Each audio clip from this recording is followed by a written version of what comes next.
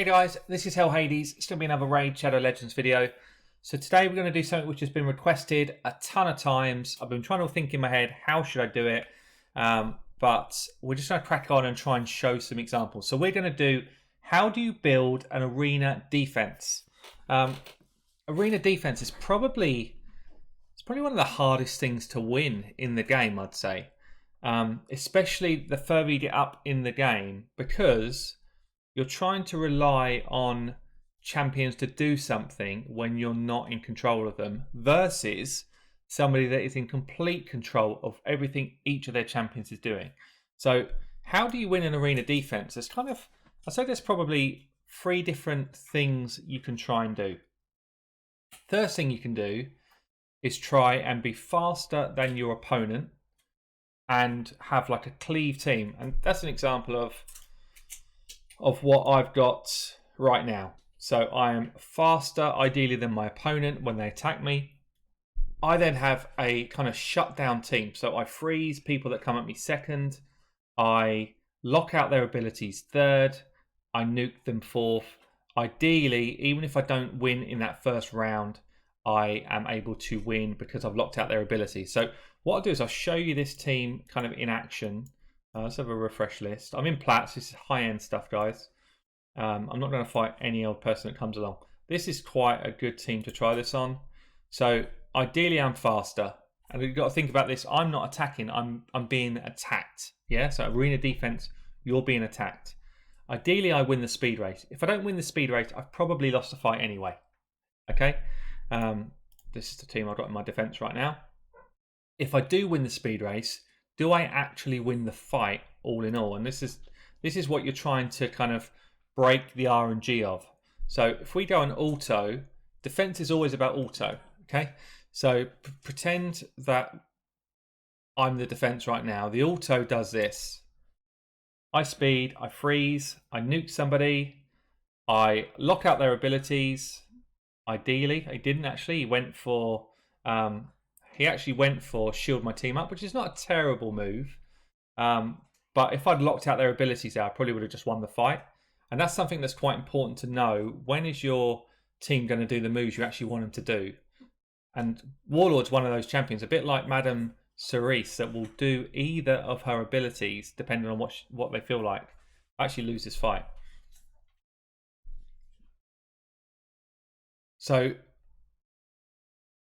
team 1 is speed cleave, and we'll kind of do the same sort of setup again, because I could change my team up. Let's go for that same team again. So they're a really good level team for me to fight.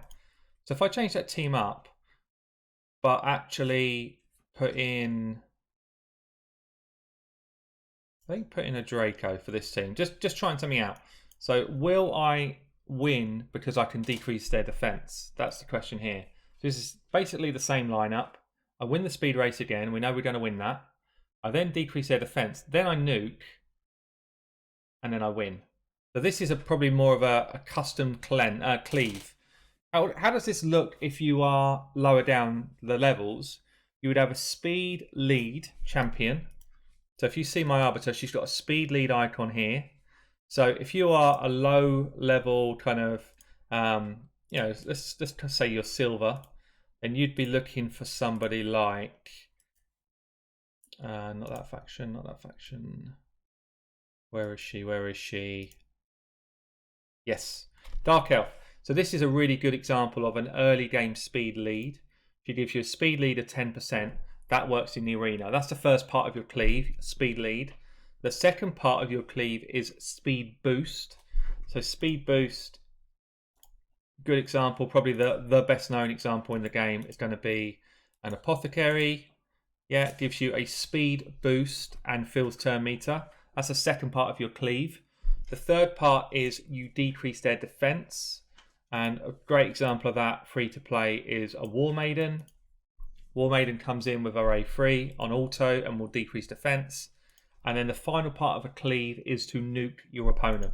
So a good example of that is any of the starter champions. So if you start with probably what most people would, your Kale, he will come in and do his A2 and he will just slam down all of the enemy. That's your cleave. So providing you're fast enough, and you get your speed boost going, you should work through your cleave before the opponents even get a turn. That's kind of what I was showing there. So that's team one. Team one is cleave. It's the easiest style of team to build. There's tons of people that have got this speed lead in arena. Some really well-known ones. You know, you've got you actually work up towards your arbiter, but you've got Lysandra. You have got people like Skullcrown is a fantastic one because she actually fills 2 roles at the same time. So Skullcrown here has got the speed lead. She's also got the nuke, so she does 2 of the jobs at once, which is brilliant. But yeah, so basically go speed lead, speed boost, decreased defense, nuke, cleave. That's one. The second one is about, I guess, running an annoying type of strategy. So if you're trying to run an annoying strategy, what you're trying to do is force the opponents to not be able to do what they want to do all the time. Some good champions for this, someone like a Torment, someone like a Warlord in my legendary set. So what's Warlord doing? He is throwing out put skills on cooldown. Torment is got a passive ability which freezes people when they do buffs or when they boost their turn meter. Yeah, so that's 2 examples. Anybody that throws out abilities that can either block buffs, block debuffs, provoke, freeze, put skills on cooldown, anybody that is going to stop the enemy doing what they want to do is a great champion to go into that type of composition. So if I was to have a look at the sort of setup I would do here, so let's go against a speed team. This team is strong, really strong. It's going to be a strong guy. He's been in top plat before. Good chance he's going to beat me anyway, but I'm going to show you an example of what you could do. So we could either go with this guy as a resistance setup. We could put in a Torment for when he speed boosts so that we can try and freeze him. We could go with somebody like a Jack who's going to do True Fears. We could go with, and then we need someone that's going to do some damage for us. So someone like a Rotus for me. Remember, I'm picking out plat champions, guys, but this is a style of team. So it's not fast. It's actually just about running kind of like an annoying strategy. This is an example. Remember, we're going to be playing on auto because defense is always auto.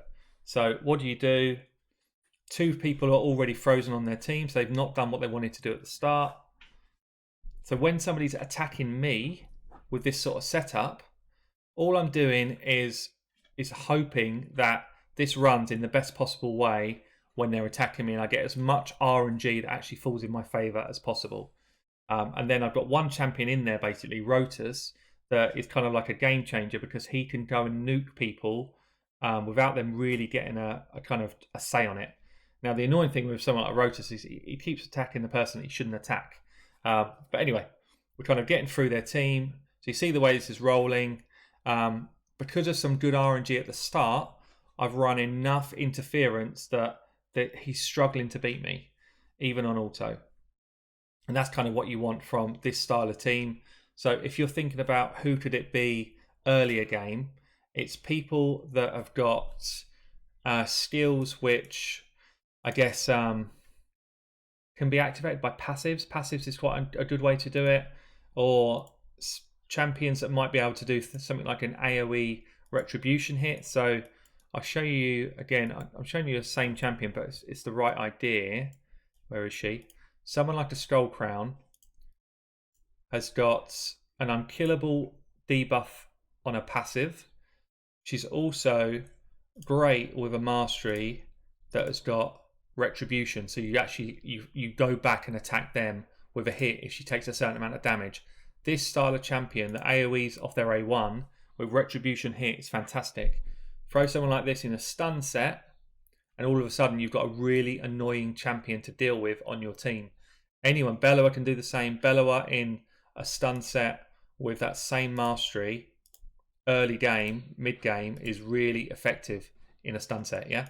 So that's the kind of team 2, an annoying team that just tries to lock out the opponent, locking them out all the time. Now the third type of team, this is harder to run nowadays because basically the meta has swung, and Rotus is so prevalent in the meta all the time. See this? Every single person I'm attacking has got a Rotus in their team, which makes it more difficult to do. But a good way of defending is to never die. Okay, so if you think about the difference, when you're attacking, you have to kill a team. When you're defending, you either have to kill a team or not die. It's a really different way of thinking about it. So if you've got a team that has got plenty of revives, plenty of passive healing, plenty of shields, then potentially you can actually build up a team that doesn't die. So I've got shield set on my Warlord here. We've got some control here. If I then put in someone like a Valkyrie to give me more shielding as we go, more shielding here, and then I could put an Arbiter in for revives. I could actually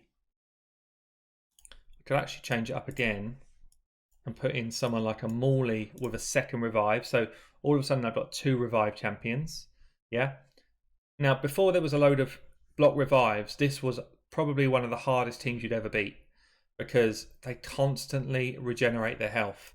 If you built a team like this with high resistance, then it's almost impossible to beat. So again, I have to run it on auto. That's the way your defense will run. But you see here, what we've got is somebody that can taunt, 2 people that can shield and regain health for me, 2 people that can revive champions in my team. But this is my challenge now, because Rotus hits so hard and doesn't even need decreased defense to be on an opponent to win. This meta has fallen right off, and it's much harder to win because Rotus is too strong. He's just, in fact, he's too strong for the game, basically. But the idea of this setup was to just stay alive, regen health. But actually, their Warlord has locked me out. I'm just trying to work out why we're not doing any shields. Their Warlord locked me out early. Locked out my ability. So their setup now is like a defense I was just showing you. Annoying, lockout. It's actually a good defense with one kind of bit of damage. But the whole point of what I'm trying to show you on my one would be a kind of constant revive team. It just doesn't work that well now Rotus is so strong. So we can leave that. I'm not going to win. And then the last one that I wanted to show would be a massively high resistance team, but a slow team. So similar to the last one I was just talking about, the main aim of the team would be to stay alive. So if I think about who I've got in that sort of setup, I have got myself Skartorsis. No, sorry, I don't. I've got Muslim Mage, Cardinal. Who else? Ignatius.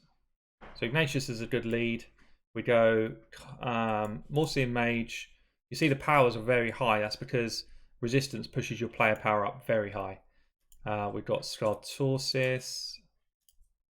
And then the new legendary here would be an option as well. So all of these have got very high resistance. Actually, the team we're up against has also got very high resistance. We probably won't win, so I don't have enough damage. Maybe if I swapped him out for a Rotus, this would probably be a more ideal setup. So you see here, what they're aiming to do is to land things like debuffs from him, protection, and kind of slowly as a defense. This is actually a really good defense that we're up against now. Big shields, high resistance. We're almost facing the team that I'm showing you. But if I go auto, it's almost impossible for me to beat his team because actually he's got a better version of what I'm trying to show you right now. High shields, high buffs, hiding behind a Duchess, which stops you taking more damage. We've actually killed one, but we've got 2 revived champions in his team. His is almost a perfect version of this exact setup with 1 person in his team to do damage. That's all he's got, 1 person. So if you're going to go with this sort of style, high resistance, you kind of need good champions to do it, and it's quite hard to get them. So I don't have anywhere near the level of champions this guy's got to do this style of team anymore. Before they introduced such crazy champions, I actually had a very good setup for it, probably going back 3 months. But now I've swung my team back towards speed because of Rotus, really, because of the Rotus Sifi synergy. It makes a kind of defensive team much harder to build. You see here, he's built a very good one. He's got the champions to do it, and his team is very difficult to beat. What we're going to do now, so this is a loss. I knew it would be a loss before we started. What we'll do is just have a quick look through top tier plats and just kind of explain what they're trying to do with their defense. So I'll just perhaps just run through the top 10, and it might just give you an idea for yourself, even if you don't have legendary champions, in terms of how do you build your setup. So what have we got here? Speed, pretty much speed is king again. Speed is king, top 10. Speed, but we've got a Hegemon here who will try and lock out their opponent. Lock out the opponent's abilities so that they can't do what they want to do. Annoying, right? Speed and speed, tons of buffs and protection, damage. Yeah, so this is kind of like a cleave, but it's a cleave with a built-in annoying setup with the Hegemon. The Hegemon locking out the opponent straight out is actually a really good way of kind of keeping yourself in the game. Got T Swift here, so he's going to be extremely fast. He has got protection, speed, debuffer, so debuff clearer, sorry, buff clearer. So Ray will go in and freeze and clear buffs, and then Rotus will do the killing. Ray might do some killing as well, but she's probably built more around accuracy than full damage, I would imagine. Got another one here, speed, lockout into speed, into remove any buffs and decrease defense. All of the damage is here. She will kill the whole team in one shot. Lockout into team attack with 2 AoE champions.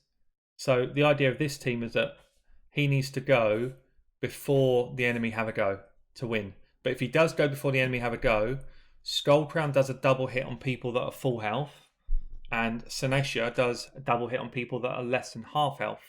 So the chances are, anytime he gets a turn, he one-shots the whole team.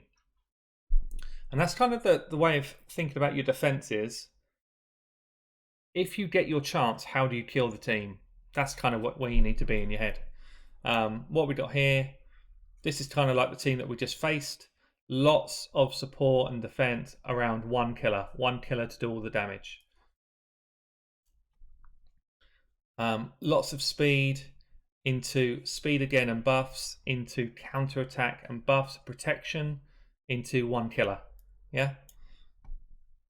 This one we got double revive champions, lots of speed, 2 absolute nuke towns. High resistance. Look at its player power, very high resistance. We got lockout into speed, into protection, into damage. Yeah, so you see all of the top 10 are kind of built in the same sort of way. This is as similar to my team as we're going to get. Speed into freeze, into killing, and this guy will lock out anyone that's still going. This is quite an interesting one. We've got Hegemon going first, speed, double Foley. Now Foley cannot be frozen. And he also is kicking out some damage. I'm going to be doing a guide on Foley over the next couple of days, but quite an interesting champ. But yes, you see a lot of the similar sort of teams, same sort of ideas. But if you are coming up in the game, your best way to play the game is going to be, let's take him out actually, it's going to be speed into some sort of debuffing into a nuke, I'd say. For me, I prefer to go speed into some sort of crowd control, which is why Gerger's in there. Speed into crowd control, into debuff, into nuke. But you have to know what your champions do when you are not there. That's so important. So Madame Cerise will not always do the move you want her to do if you're not controlling her. So that's why I normally go like this, because Draco will always do the move I want him to do if I'm not controlling him. And that's what defense is all about. Hopefully that was useful, guys. Drop me a comment below if there's anything in particular you want to know more specifically around Arena. Come and join me on Twitch. I show my Arena team and others pretty consistently most evenings. I'll catch you in a video soon, guys.